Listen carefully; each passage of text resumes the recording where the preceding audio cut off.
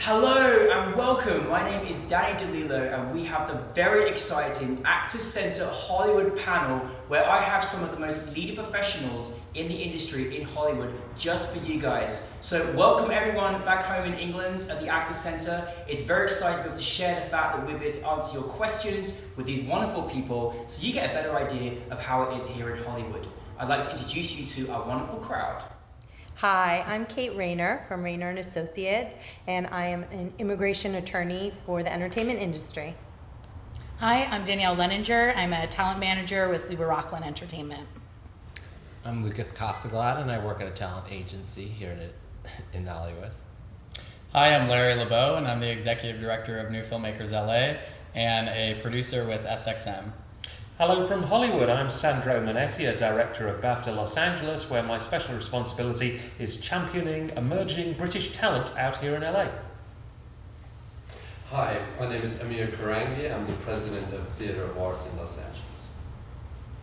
Hi, I'm Ronnie Yeskel, and I'm a casting director. Hi, I'm Jenny Brennan, and I'm a producer. Amazing. Well, listen, thank you so much. Actors Centre, this is a real treat. To get all of these people in a room at the same time is completely unheard of and is an absolute privilege to us. And we'd like to thank our partnership with New Filmmakers and Movie Maker magazine for making this happen.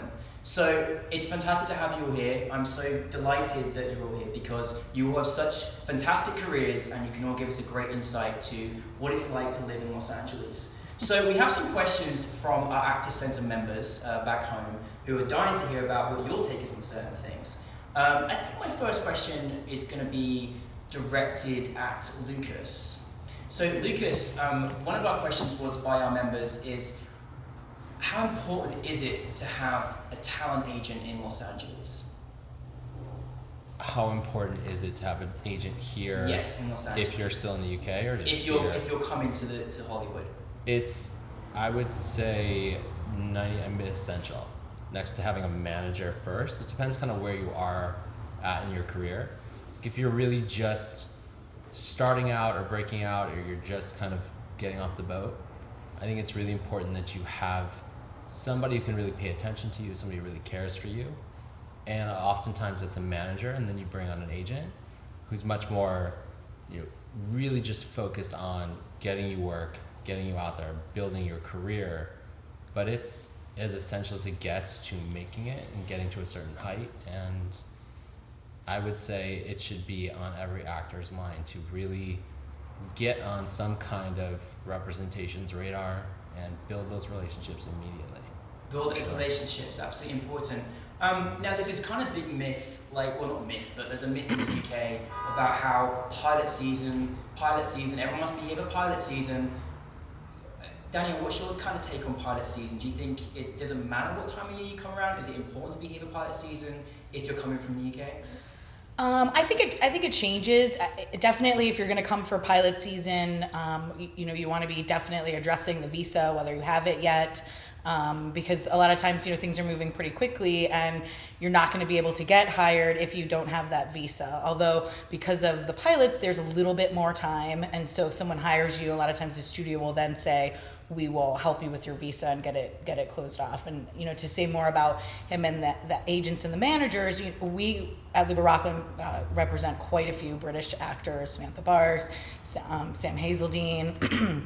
So we usually wind up getting with the British agents, and they'll let us know that their people are coming out at some point, anytime in the year. And I think it's important to come for a couple weeks, take a bunch of meetings, because the agents will usually set up with us, and then we can meet you and we can talk to you about what your expectations are, what kind of time frames you have, who can we set up generals with different casting directors, with producers, with other agents, and sort of get a lay of the land, understand the traffic, the weather, all of those extra things that you need to know, so you're not just coming out and all of a sudden I'm here, I've moved, and what's going on. So I think it's great to get like a kind of laying the land, and then say, okay, now I'm going to go back. I'm going to take 3 months, 6 months, whatever it takes to get yourself ready, established, and your team is evolved, and then you're coming into town. And when is that happening? There's certain lull points. It's great to kind of get it established during the year, and then say, yeah, I'm coming for pilot season. I'm learning too, actually. I have to let you know, it's great. Pilot season is really now on the ground. Right. Yeah.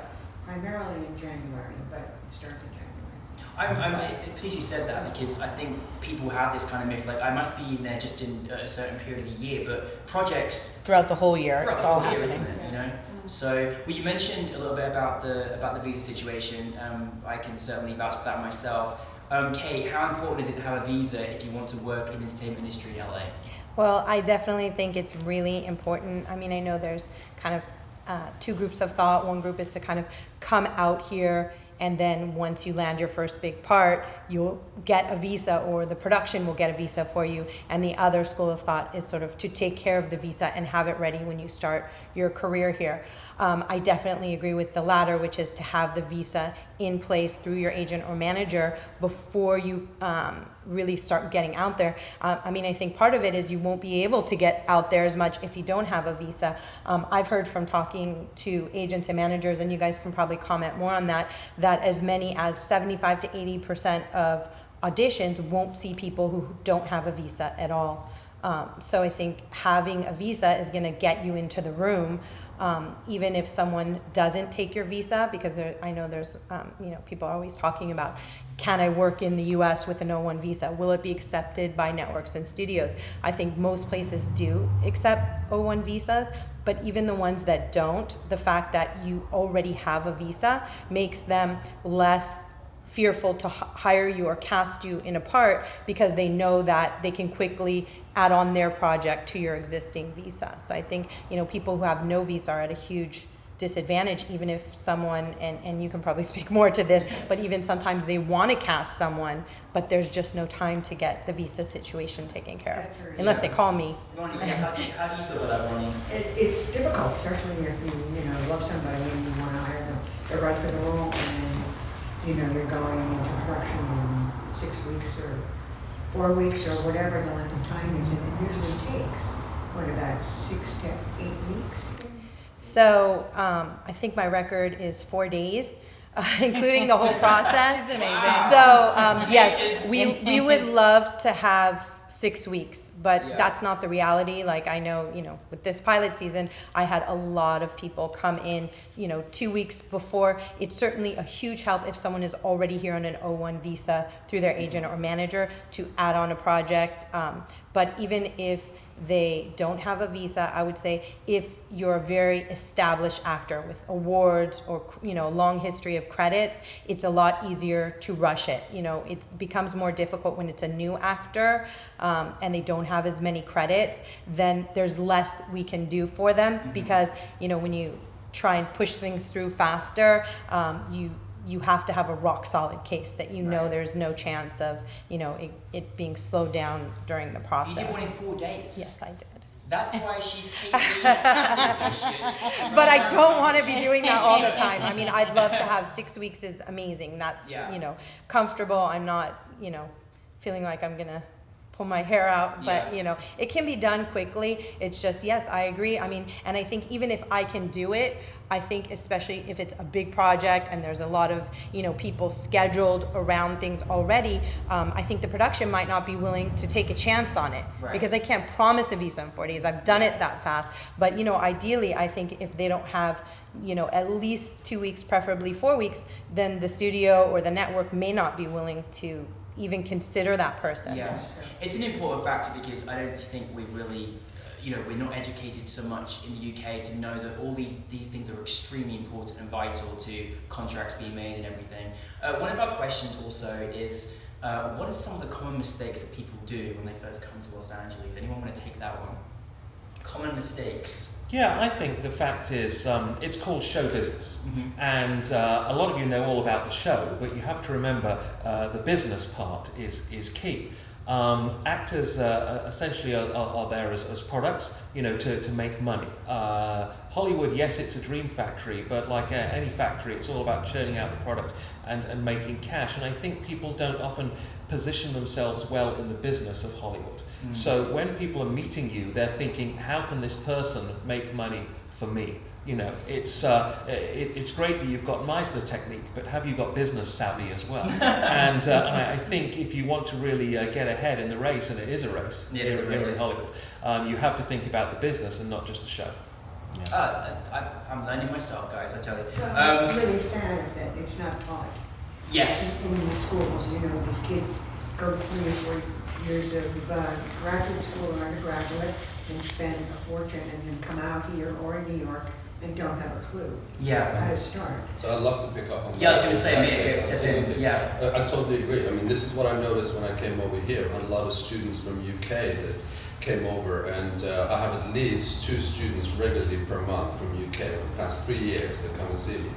They travel, they say, oh, we want to work here, and we realize it's a different game, and we were never taught this, that, and the other. Basically, as Sandro mentioned, the business of being an actor, because it's all very good to learn how to be an artist. You need to also know how to be a craftsperson. Also, you need to know how to be a businessman. You need to know what it is to actually live as an actor, rather than just be an actor. There's a difference of learning how to act as opposed to learning how to be an actor.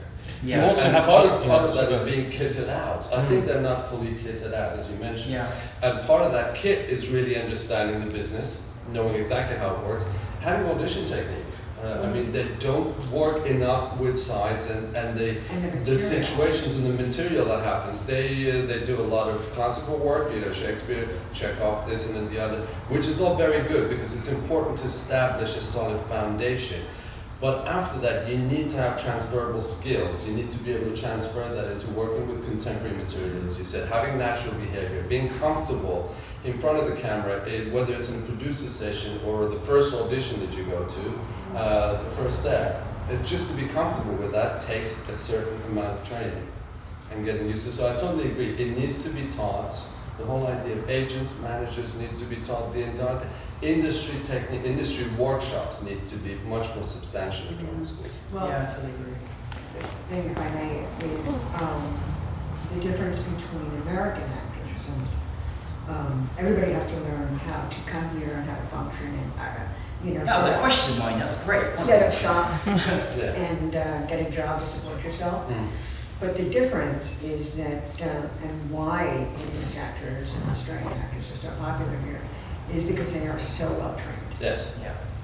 And that, you come into an audition room and you've created a character, you know how to interpret a script, you know how to use your body, your voice.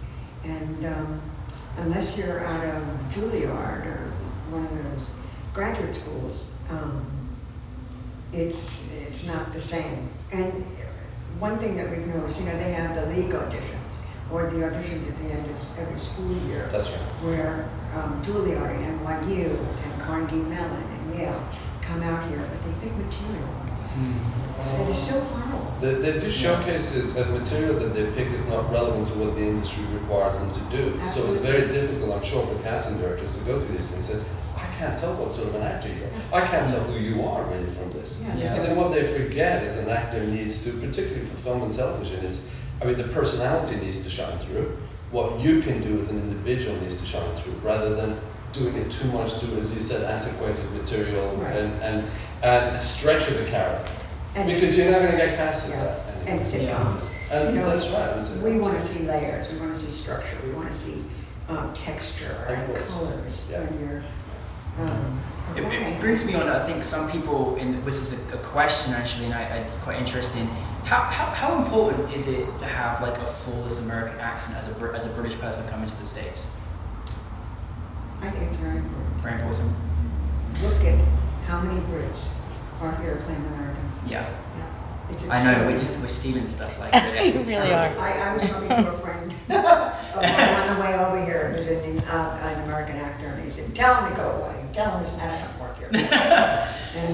But it's vital to have it. And because there's so many roles, that they're able to get. Yeah, absolutely. Of the accent. We all owe a huge debt to Hugh Laurie on House. Oh, wait, because that was his expectation, right? That was really the breakthrough performance. You know, so many Americans were shocked to find out he was British because that was a flawless accent, and it raised the bar. The standards got higher, and ever since then, pretty much without exception, British actors have been excellent at American accents, and of course, it's all part of the training you were talking about, or at least it needs to be. Tim Roth in Reservoir Dogs. Yeah. It was superb. Well, you cast Reservoir Dogs, didn't you? So Ronnie, good casting. Yeah. Yeah. I think also, like, in terms of the acting audition, I think that's really valuable information because it is different to how it is in the UK because I remember I used to call my agent and I'd just call my agent. Here I have to call my manager assistant to get to my manager, it gets to my agent, it gets to my publicist, as it just goes on. And I think the difference is that we're a brand here, like you mentioned earlier, like we're a brand, it's a business here. You kind of see yourself as you're one of the people in the factory. You know what I mean? And you've got to sort of see what people kind of feel about how you are and how people perceive you. Well, what you've done is you've avoided the mistake that a lot of British performers make out here, which is to be too British. Now, you have to remember we're dealing with a different culture and a different mindset. The language is the same, but the attitude is different. When I say too British, you can't be all sort of like humble and modest. Oh, well, I haven't really done very much, or I've got a very small part in something. They think you're crazy if you go into a meeting here and say that. Even if you're a flicker on the big screen, I'm the star, I'm huge, I played this fantastic character. You have to hype yourself up because no one else is going to. So true. It's confidence. Very, very important. Yeah, confidence. I walked in, I was like, oh, I'm so sorry, I'm so, and I thought, I just can't like your sorry. It's like, really, like seriously, it's such nature. a different thing. But I mean, Jenny, you actually have the experience of working both in the UK and the US. How do you see the difference? Well, it is. I think Sandro has pointed out superbly is the level of confidence, and in Britain, we always used to make fun of Americans because of that very thing. Being too pompous and tooting their own horns, but in fact it's important without being too pompous, but just to be confident and to. It's striking that right balance, isn't it? Because there's too much self-deprecation in UK, and then sometimes shameless self-promotion. Exactly. Well, but also people aren't particularly conversational here. Really, they just want to cut to the chase. They don't want in Britain, and I actually don't like that so much, but. In Britain, there's the sort of how's your day going, blah blah blah. Here, that really don't care. Yeah, and you give your representation ammunition to sell you. The more things that I can pitch you on and put you out there, that's a talent agent or talent manager's dream. Is when you have things that we can pitch that you're multidimensional, that you're putting yourself out there. And one of the biggest mistakes, and I think you nailed it, is that people they think it's going to happen for them, or they're waiting for something to happen. You have to make it happen. You have to get seen. I mean, you have to be doing everything from digital to theater to collaboration to having fans. I mean, she was talking about taking generals before you come in for pilot season. I mean, the more people who know who you are, that you have relationships with, that you've collaborated with, the more like we can sell you on our end, the more you're going to get out, the more you building blocks for a successful business. Absolutely. And doesn't that somewhat go back to the visa situation, and that to sell somebody, to have a good case, you have to really show that they are different, and that there's nobody here that can do the same role. Right. And a lot of times that's something that I tell people, like, that are just starting out, what can I do to prepare myself to apply for a visa? One of the first things I say is get yourself on IMDb, put a really nice picture, get some, red carpet photos and screenshots, and every opportunity you have to get an additional credit, like whether it's a short film, you might do an independent short film, and then you don't think anything's going to happen of it, but it goes to film festivals and it can win awards, or you can win awards, and then those are later things that we can use exactly as ammunition to get your visa. Right. So I definitely think, anything they can do to build their profile online, to build their IMDb credits, to put themselves out there, and even on red carpets, then they can get interviewed. And now they've got media and press, and those are all the things that we need to show to get them the visas, that they have a history of achievement. So, even sometimes I mention to people, if you aren't getting cast as often as you like, produce your own. Sometimes we have clients that have produced web series, and the web series have gone to festivals and won awards. So if you aren't getting the roles you want from other people. Maybe you can sometimes, be proactive and you might not make as good of a living, but at least you can make a foundation to get the visa, to get notice, to help you get an agent or manager. So it all ties together. And actually, Larry, I mean, you run a film festival, and it's great because you have a lot of media attention around the filmmakers LA. Yeah. But how important do you think that aspect is, that you've got all these entities for all these actors and directors to have this sort of coverage? Well, I mean, I think it goes back to foundation. The word foundation is perfect. When you come over, you have to have sort of a strategy, right? How am I going to get myself out there? How am I not going to wait for the gatekeepers to allow me to work, but how am I going to create work for myself? So there are so many tools available now where, like has been said, you can go make your own web series, but also going out there and working on thesis films over at AFI or USC or UCLA as soon as you get here. Those don't require visas. So those are things that you can do right away where you're going to get something spectacular for your reel. Most of the times you're going to be working with pretty talented young emerging filmmakers who are going to go on to do bigger things over the next few years. So those are contacts that you're going to create. It's a building block for your reel. Casting directors are going to see that kind of work because those films are going to make the festival circuit. And oftentimes schools like AFI and USC, they have relationships with a lot of casting directors and studio executives. So when they see something really promising coming out of their school, a lot of those films get sent around to major, not necessarily actors agents, but above the line agents who represent directors, and maybe they see something really spectacular in a performance and want to hand that off to another agent at an agency.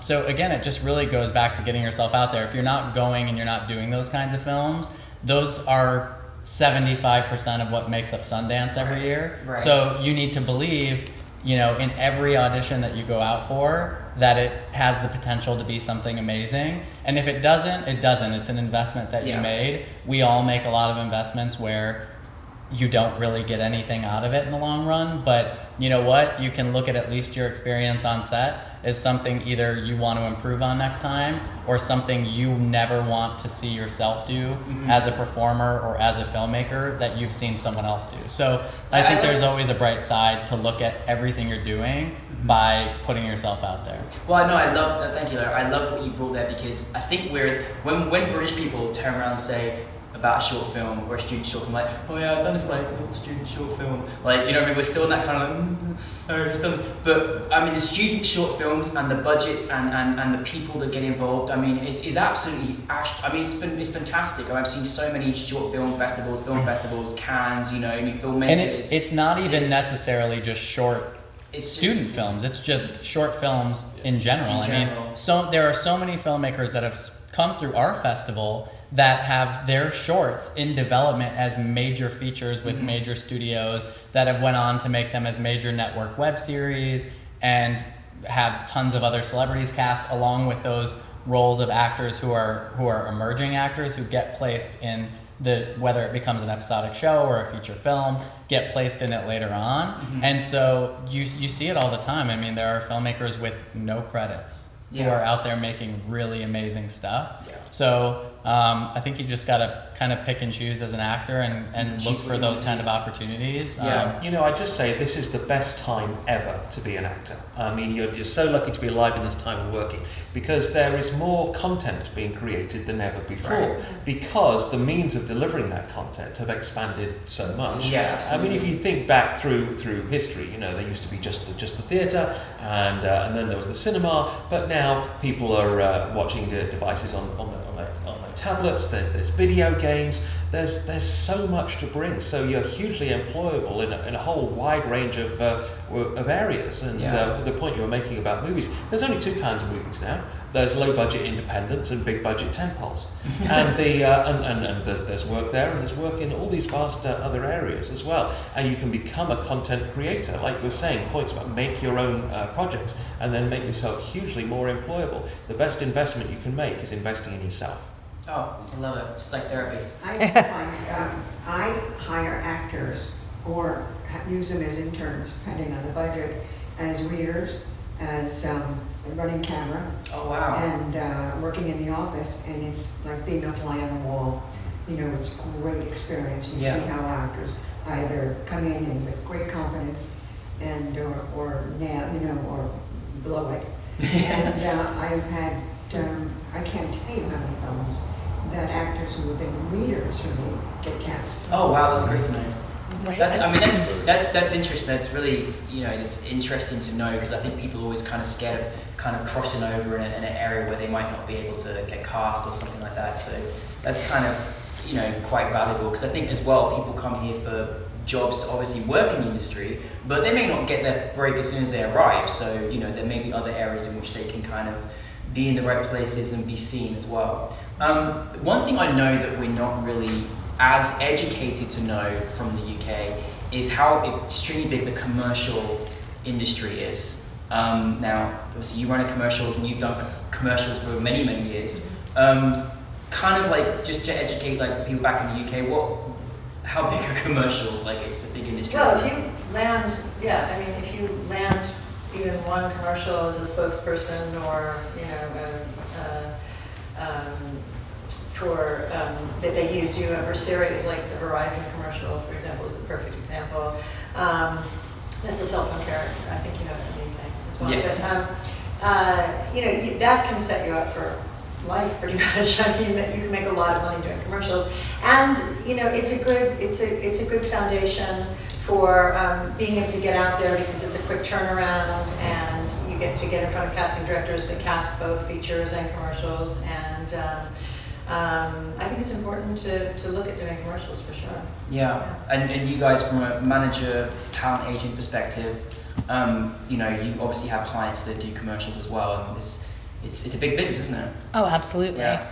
Especially for the younger, kids, it's harder for them to work and make money in big films, things like that. So the kids work, crazy in commercials. But I have a lot of actors who are supplementing all of their income from working commercially. I mean, if you get one national commercial and you start to see that commercial over and over and over again, you're making anywhere from $30,000 to $100,000, which is insane, because you love that McDonald's hamburger or whatever, So that's a huge part of the income. And that's voiceover too. Voiceover Yes. is Yeah. massive. And it used to be Imprint. stigma, sort of, for a celebrity to do a commercial, and now it's You see them everywhere. It's not stigma to, And it's celebrities do it. exposure. And I've seen actors get cast off a billboard before. Flo, the progressive. I was just thinking Jones that. used to babysit for a friend, and now she owns my friend.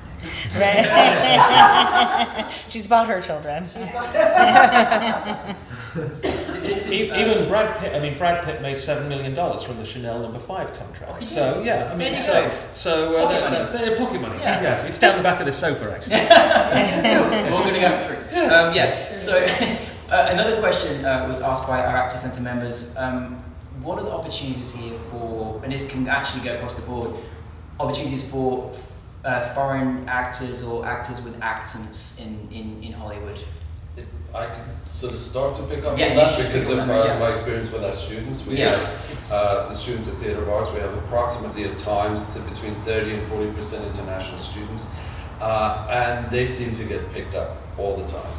They get picked up all the time because they're bilingual, multilingual in lots of cases. Quite often, some of them can do American accents very well. Even if they can't, they still get a lot of work. We had a student just recently, as I think I was mentioning before. She had immediately after a showcase, she had 30 agent and manager interviews.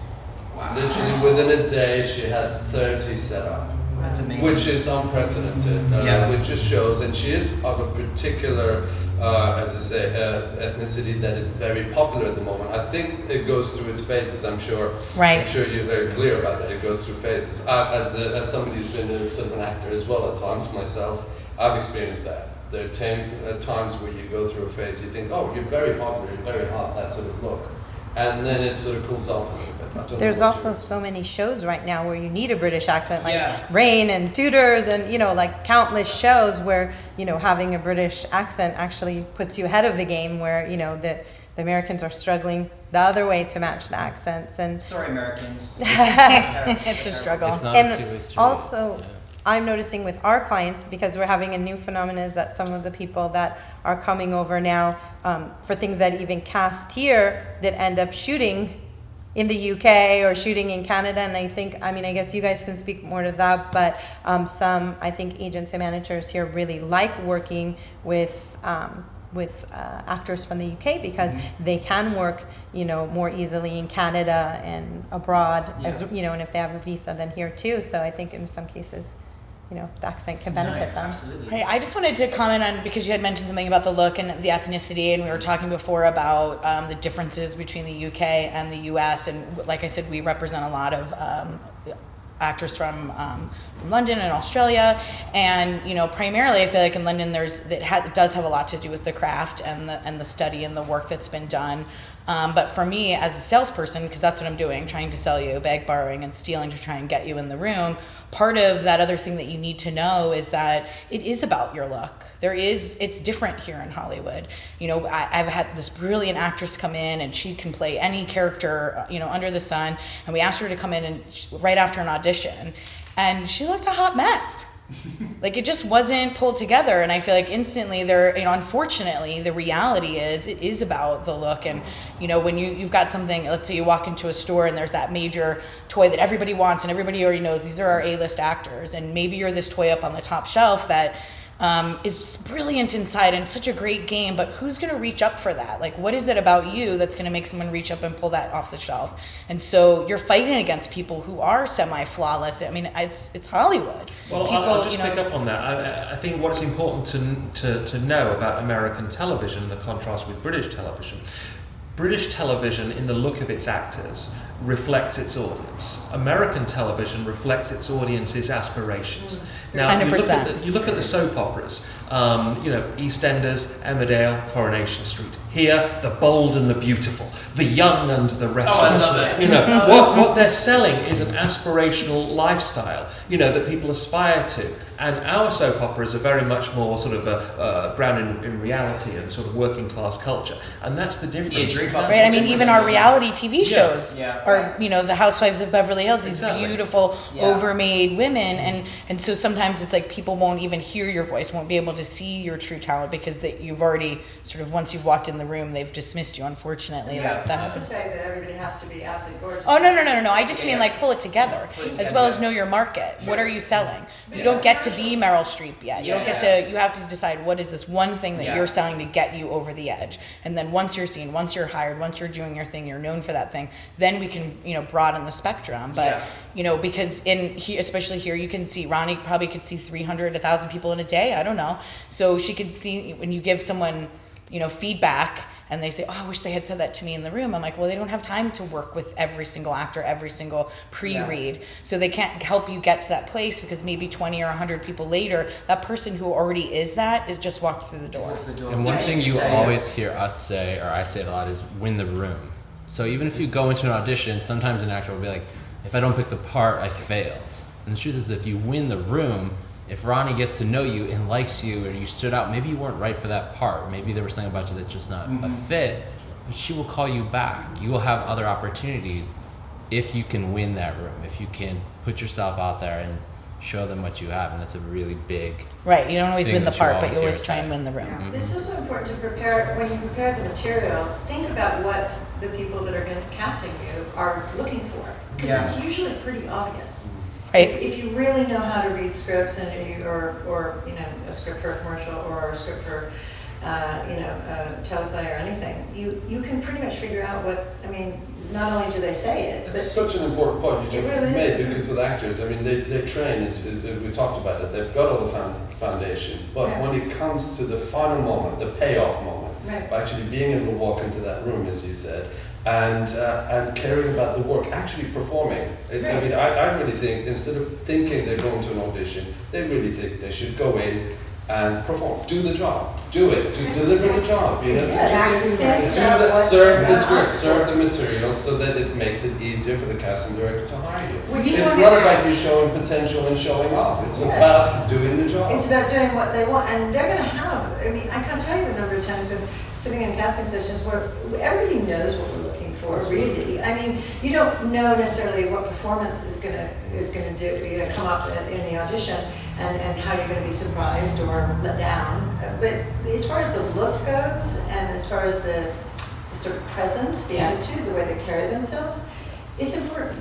Well, speaking of look, how important are your headshots in LA? Very vital, vital, because I can't tell you how many people have come in and they don't look anything like their headshot. They're made up, overly made up. It's so subtle. It's just all, should be up to here, and it's all in the eyes. It's all in the eyes. It's just. Do you prefer as like, you know, as a you know, do you prefer kind of a naturalistic look, or do you mind this sort of airbrushy kind of look that you sometimes get in headshots? I don't like that. You don't like that? I come from the school of black and white. Yeah. Right. Oh, I love love that. Yeah. And, Artistically done. It's yeah, amazing. I want to see who you are. Right, it has to look like you.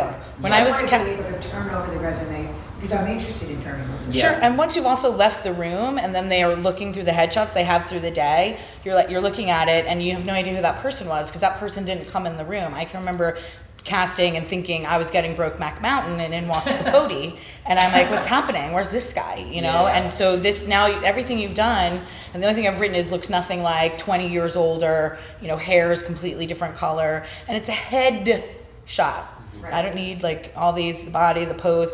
And you know, also when you're submitting, for me, we're submitting a picture that's this big, around 4, and you're scrolling through pages. And so you need something that's gonna jump out. If you have your full body, you're completely lost in the back there. You know, just you. It's just you that's here to work, right? So Yeah. just a picture of you. Headshots are really important. It's also, because it is a digital age, it's essential to have footage, to have some kind of reel, to have something to show, especially for us. Like if we have to sell you to our, you know, people in our company. We have to sell you to just about everybody. So the more tools, the more things you can give us, the better. And having footage is really vital. essential right now. Especially for something like comedic timing that you're Yeah. selling. How can you, that's something you can't just say, well, they have comedic timing. Well, really, when have they done? And comedy's the hardest thing Right. to do, and you hear it 1,000 times. They have no comedy, and you know, maybe you have no comedy credits, but if you have something that we can show, it's like, no, look, they're really funny. Yeah. You know, Well, they're it funny can in go Britain away. and funny in America are Right. distinctly different things. Right. And also, like you said about the accents, if you do have anything that you can do with your American accent, because I have tried to sell my Brits, and they have this amazing tape, and they gave their tape in, you know, an American accent, but they're not their whole body of work is all without that. Do you have anything, even if it's just something that you've produced with your friends, it's a web series, anything that you can show, so I can say, yes, they Put can. yourself on tape. Yeah, Right. put yourself on tape. Tape. I mean, that tape is like, it's just, you know, Put yourself on tape. 100% vital, isn't it? Because people need to see your work. Eddie Redmayne's got Les Miserables. No one knew he could sing. He puts himself on tape. It gets seen. He's hired just like that. That There are so many got examples. no acclaim for that Yes, role, right? yeah. I love it. Nobody He's is that, important. yeah. And you've interviewed him as well. He's great, good guy. But he understood, you know, the business of Yeah. it all. You know, he understood. Yes, he's got fantastic stage credits, Mm-hmm. but he realised that maybe didn't count for much in America. Yeah. And what you were saying about having the digital age and the footage, you know, he's on some other project. You know, he's just filming himself on his iPhone, and he just books all these huge movies through that. Yeah. I met him on a general 6 or 7 years ago and cast him in a film. I love that man. Eddie, you got love in the room right now, alright? Love in the I room. love you. Yeah. She does. She totally loved it. I voted for you too. Yep, I love she it. did. And she I love got it. very Eddie proud. Redmayne, Jamie Dornan, and Andrew Garfield came out to Los Angeles 7 or 8 years ago, probably on that trip. You know, they didn't have any money. You know, they were basically living in a car and just doing auditions. See, it's okay if you live in the car, your dreams can still happen, alright? And it was all about the look. You know, Eddie was the only one who got hired on that particular trip, you know, because the combination of the big lips and the red hair were working for him, because he was so different from everybody else that casting agents were seeing. And, you know, the look, as you were saying, is so important. Well, tune in to the Eddie Redmayne fan show. So dye your hair red. is Dye your hair red, No, okay? And no, sing no. on tape. Show all your attributes. Something that we don't have so much in the UK, which certainly was new to me, and I actually personally realised the importance of it. Firstly, there's a talent agent and there's a manager. And I think people are kind of misunderstood about what those two roles are and how they differ. So if you wouldn't mind kindly explaining what is a talent agent and what is a manager, and how important are they to have Take them? this. You want to take it? Who's going to be go first? You can go first. I would say talent agents, we're only focused on getting you a certain type of job. So I'm in film and TV, so that's 100% our focus is getting you a job and getting you work and building you up. And I mean, there's a lot more that goes into it, branding, but I think that's our sole focus, and that's like what 100% of our energy is towards, is really building your brand, building your career, finding right material, but it's film and TV. And managers, to me, are supposed to be a little bit more dynamic and much more. No, but like like I don't do commercials, but she might have a client who she does the commercials. She might do their print. She might do their PR. You might be a press. We sort of do it all. I mean, I know that the difference has changed quite a bit, or even just over the last 5 years, the line has thinned because I pitch all day long, whereas it used to be that the manager did not procure work and only the agent did. But nowadays, I feel like we're all hustling. But your manager, the agent you can have multiple agents. You can have a theatrical agent, a commercial agent, a voiceover agent, a print agent, all these different agents that do those secluded things. And then your manager, one manager who takes care of all of it. We help you get those agents. We help you, facilitate all those things. If you have all these different, your commercial agent calls me with your commercial, you have a theatrical audition. I'm managing, your time, where you're going to be, all those things, the look, the classes, anything you could possibly need. My clients call me Big Mama because I take care of it all. You got to call Big Mama. She's going to handle those kind of things. Your agents don't necessarily always want to hear from you as much. My clients can call me every day if they want to. So it's just a more personal relationship. I have a smaller group of people because there's so much more to handle for them. But whereas the agent is, should all day long. It's all day long. Pitching all day long. Whereas I, take the time to do all of those other things, whether you're having some type of emotional breakdown or some casting director was mean to you in the room. Not ever Ronnie, of course. But, whatever you need, I feel like my life is giving pep talks. Yeah. And then just, holding your hand and trying to find the balance through it all. As a casting director, I prefer working with the managers. Yeah. Just because, but when I want information, the manager has it. They know where their client is. They know Everything.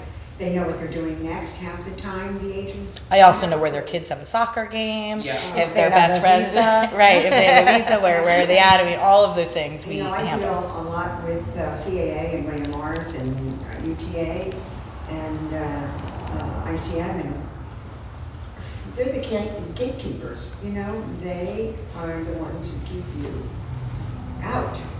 Well, I think what you just said is completely right, because I mean, personally, as someone who has had both, from a perspective of someone that's in front of camera, you also have to work hard to work with these people that are working for you. At the end of the day, they're getting a percentage of what. They totally earn that percentage of what they do in your careers. I think actors forget that. I think actors forget that agents and managers are working. Oh my Preach. goodness, yeah, crazy working. Yeah. So, Well, and are they keeping people away that you don't know about? I mean, inadvertently, obviously, but, we were saying, Ronnie and I worked on the film together, and we were saying that, I think if actors really knew sometimes the way that their agents kept them from projects, they would probably be a little. But that's the biggest difference to me between agents. It's a lot of agents and managers are doing the same job. The most important thing is having somebody you trust and somebody who has your best interest in mind. Somebody who really cares about you. You can meet with 5 different agencies. It's the ones you trust, the people who really are going to care about you that you should be with. Right, and open dialect. I mean, there's, because in working and casting and trying to put an offer out, and you're like, he's still reading, and I'm like, you haven't even sent him that script, which is heartbreaking, because you're like, this is such great work, but they don't, because it's not enough money, or there isn't, and for them, It's a matter of saying, well, I'm not gonna make that much money off that project, so I don't really care. But, you know, if you, as a manager, you get to really know your actors. What do they care about? What do they want to participate in? I've cast many movies with Danny Trejo in it. He's done a ton of work. He's working for $100 a day because he loves the project. He just wants to work. So it's a matter of, you may have actors that are like, nope, that stuff's beneath me. Or someone who's just like, man, I love that part. I haven't done anything. I don't have anything on my film that's done that. I'd love to be this character. And not for nothing, when you do those, you open the door to those things, and then they get out there a lot of times, especially if there isn't as much money. Those are passion projects. Yeah, a lot of times So those actors are- do not hear about them. Exactly. That's what I'm saying. So if you have that relationship where I've sent to many of them saying, listen, this is what it is. I want you to read the script. If you hate it, I totally have your back. Let's pass. Let's do it. But I still just want to let you know that the offer has come to you, which is not as common. Yeah, So it's a matter of having that relationship with your client. There's a lot to say about staying busy, about having momentum. Right. And we Staying busy, were right. kind of talking about how it can be a really up and down industry. The highs are really high and the lows are really low. And the most important thing is finding a balance and being able to work through both the highs and lows. Right. What you guys have given today is just a plethora of incredible information that's going to be so valuable. I've learned so much today myself, thank goodness. I think we all have, and it's incredible that everybody, from different parts of the industry has been, really given us such a great feel. I would love just to finalize with from your perspective, like your advice of what you would give to, a Brit or anyone across the world coming to Hollywood. So I'm not going to go around. I can go around, but if you want me to go around, I can do that and just.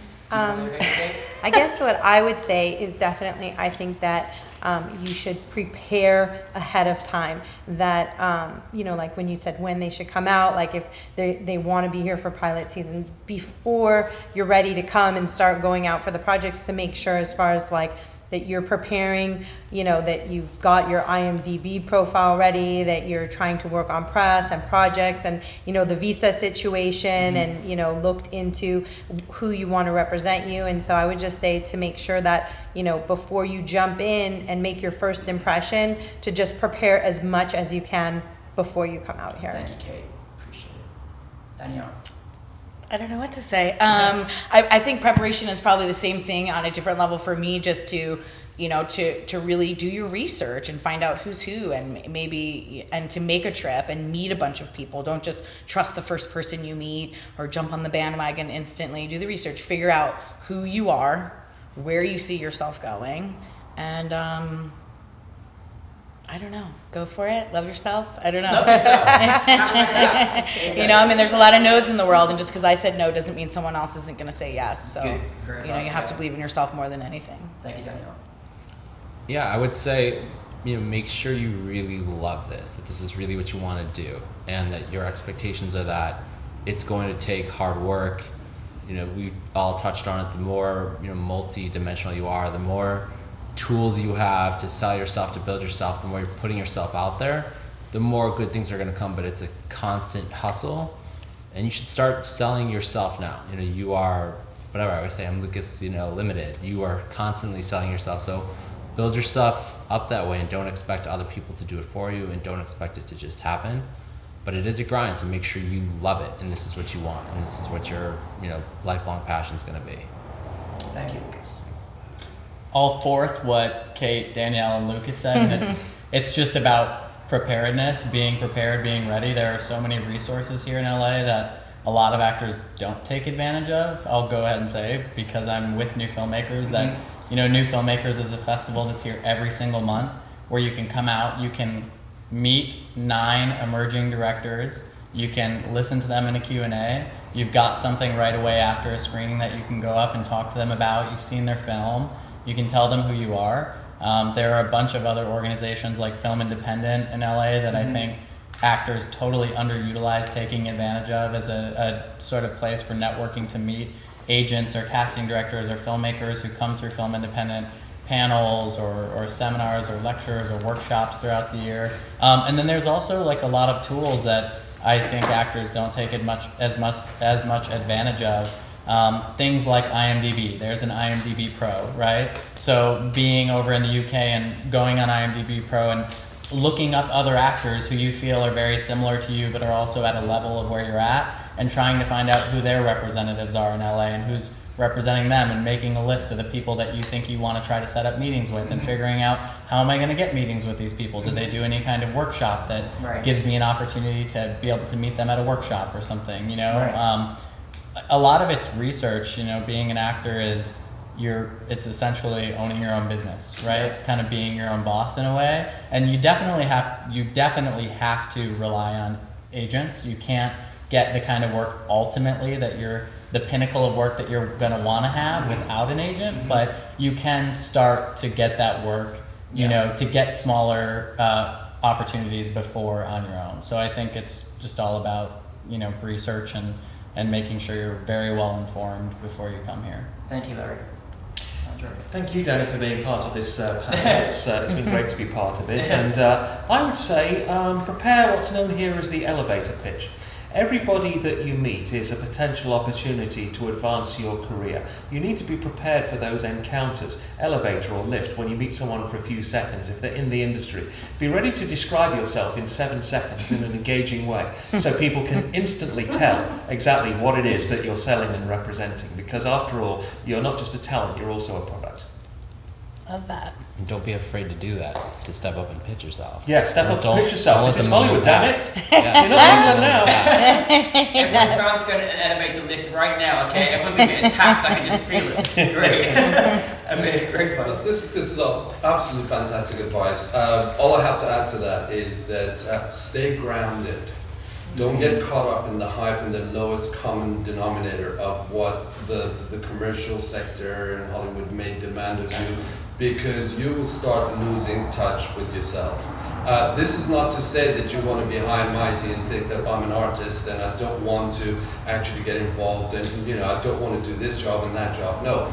Do the work, as everybody has said. You need to do as much as you can. You need to train. That's part of your training. The training continues for the rest of your life. So continue training, but remain grounded. Trust your abilities, know your abilities, and keep improving on your strengths, and try and deal with the weaknesses somehow. But again, and also learn how to live as an actor. What it takes to actually be able to sustain yourself as an actor, mind, body, and soul. It's really important. Back to being grounded. Thank you. I think you really have to decide if you want this more than anything in the world, because you have to want it more than anything in the world. It's so competitive. But if this is what you want, then it's about attitude and walking into a room and being prepared when you have an audition. Using the opportunity that you're working. This is an opportunity for you to be working. Every audition that you get to go on is a chance for you to improve your craft. And you should be training all the time, taking classes, join the theater company, because you hear what's going on around town from other people. Get into doing student films. They're Academy Award eligible. You get seen by a lot of people, but be fearless. When you're coming into a room, take chances. Don't just flatline, because as a casting director, we see so many people doing the same thing, and if you come in with layers and dimension and memories and colors that just make you different from everybody else, you're going to be noticed. And there's nothing more thrilling as a casting director to see somebody who is not afraid to take chances, who's not afraid to be an asshole, who's not afraid to give their all. Thank you, Ronnie. I don't even know how to top that, but I would say prepare again. And I'll mention again what I said earlier is see if you, when you're reading the material, when you're preparing material, see if you can figure out what it is that the people might be wanting, because it really is quite obvious, and figure out how to use your unique brand towards that end goal. And Ronnie also said, do the theater, do fun things, do things that are exciting for you. We like to see theater on a resume or CV. It's important to see variety. So. Thank you, Jenny. Yeah, resume, CV, get used to it. CV to resume, okay? I feel like I've just been in a TED talk, actually. I feel like, my goodness, it's been so inspirational and wonderful. It's such a dream to have you all in the room, and it's incredible how valuable all of your voices have been today. The Actors Center, here it is. This is the Hollywood panel in partnership with New Filmmakers and Movie Maker magazine. We've been here at the wonderful Cambridge, Los Angeles showroom in West Hollywood. You guys should check it out when you come. And I want to thank all of our guests here for being so wonderful. I'm quite emotional, actually. And just to let you guys know, this is actually partnering also with a UK panel with the Actors Center in the UK. And we hope you all enjoyed it as much as we did being here. Thank you very much. Bye-bye. Thank you.